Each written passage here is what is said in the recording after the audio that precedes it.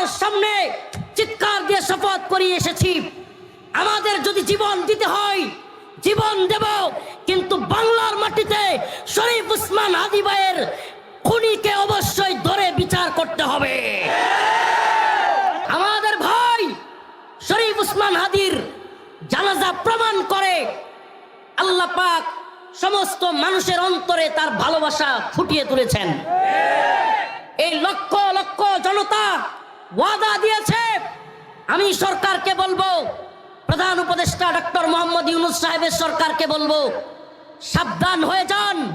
আমরা হুঁশিয়ারি উচ্চারণ করতে চাই, অনতিবিলম্বে এই খুনিদেরকে গ্রেফতার করার চেষ্টা করেন, অন্যথায় আপনাদের পদত্যাগের দাবিতে এক কঠোর আন্দোলনের দিকে আমরা যাব ইনশাআল্লাহ। আমাদের ভাইয়ের বিচার না হওয়া পর্যন্ত আমরা কাউকে শান্তিতে ঘুমাতে দিব না ইনশাআল্লাহ। মুসলমান